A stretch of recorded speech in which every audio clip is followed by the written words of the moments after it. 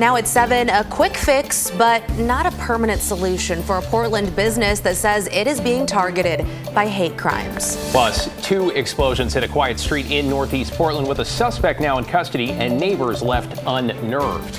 And getting ready to vote in Washington with the state's primary set for tomorrow. We get an inside look at how counties are stepping up election security down to the smallest details.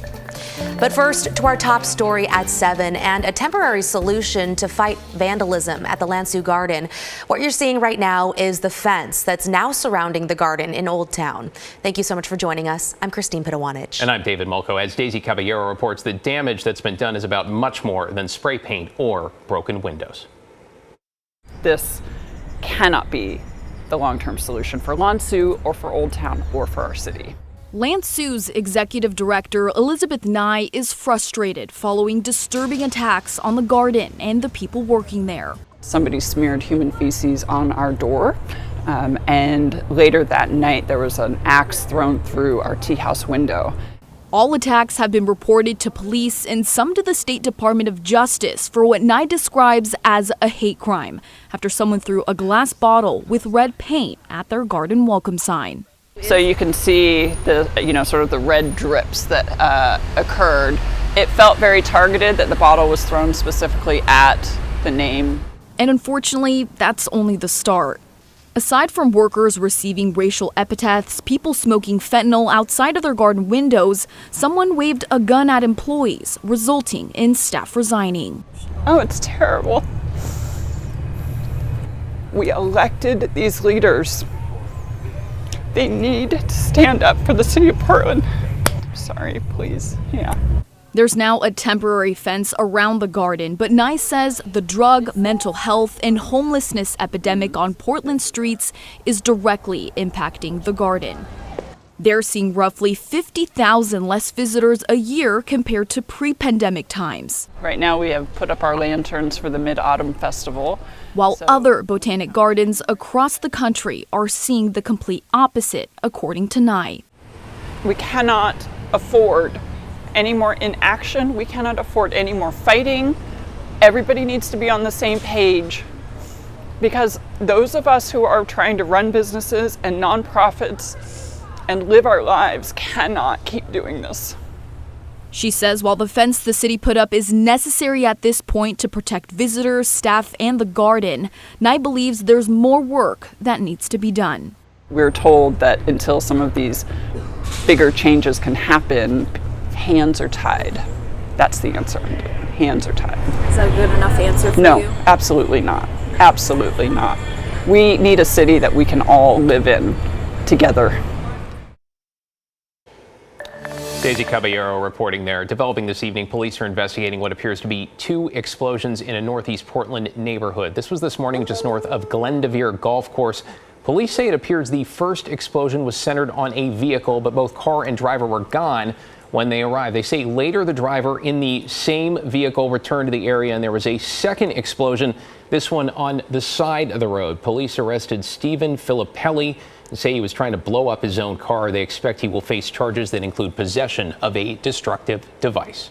A man is dead after a wakeboarding accident on the Columbia River this weekend. The Multnomah County Sheriff's Office says just after 11 o'clock yesterday morning, the rope pulling the 72-year-old wakeboarder got caught around the boat's propeller.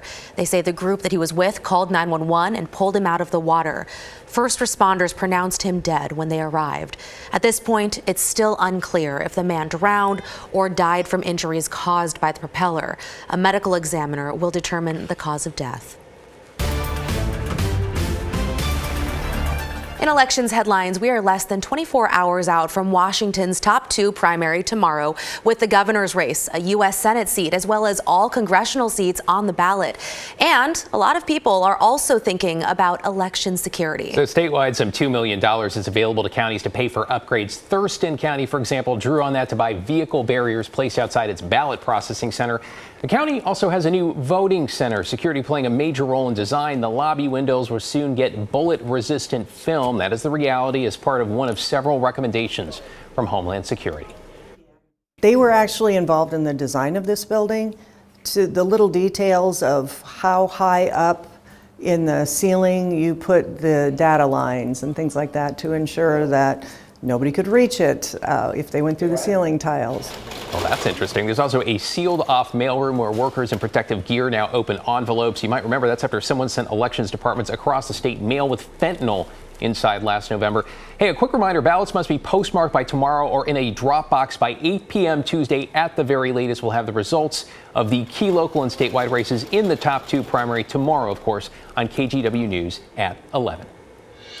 And hey, when you think of animals in Washington's Puget Sound, you might think of orcas maybe, but there's another animal catching researchers' attention. We are talking about sharks. I had no idea. Researchers at Oregon State recently discovered sharks in the waters, and it wasn't just one type of shark, it was 2. Joe Ranieri is here. Joe, sounds like a pretty cool discovery. What do we know? Yeah, a lot of people a little surprised by this, you guys. Well, these species aren't new, and you may have heard of the broad-nosed seven-gill shark and the soupfin shark. Well, before they were discovered in Puget Sound, they were something of an urban legend. Now, researchers with NOAA and Oregon State University are trying to learn more about them.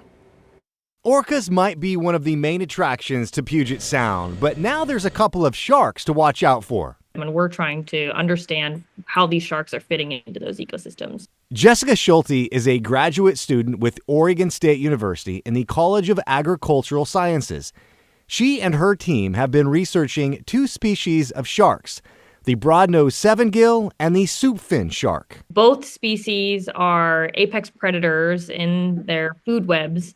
And that's one of the things that we're trying to research with these ongoing trips. She says there are always rumors these sharks were in these waters, and they became something of an urban legend until we had a recreational fisherman catch a shark in a place where nobody had ever documented that species, and this was the seven-gill.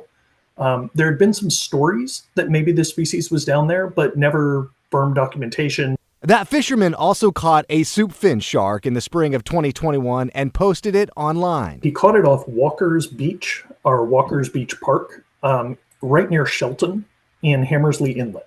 So deep South Puget Sound. Those photos caught a lot of people's attention, including researchers with Oregon State University and NOAA, the National Oceanic and Atmospheric Administration. Now, over the last couple of years, they have been trying to learn more about them. We're trying to look at where they're going and what they're eating and try and quantify that impact that they're having in Puget Sound. So far, they've learned they're more commonly spotted in the summer months. Estuaries on the coast are like seasonal foraging habitat. So when it's summer and there's a lot of like fish and a lot of biomass in these bays and estuaries, the sharks kind of move in and capitalize. Now, as they carefully monitor them, they're hoping to determine what it is that's bringing them back every year. OSU and NOAA, along with the Washington Department of Fish and Wildlife, are hoping to expand their research to learn more about these sharks. The researchers also told me that the soupfin shark is on the endangered species list, but that fisherman who discovered it didn't know that back in 2021. David and Christine, back to you. Yeah, interesting to learn more about these species that we're just discovering. Thank you so much, Joe. Still ahead, a traffic alert for drivers who use the Hawthorne Bridge. We'll let you know when you can expect disruptions. And it's day 10 of the games, and it turns out more hardware is coming right back to the Northwest. And more sunshine is coming back to the Northwest, or staying in the Northwest. We're at 82 degrees right now. Really a beautiful day. We got a bit of a warm up on the way, but not too bad. Thursday will be the hottest, and there's still no rain in sight.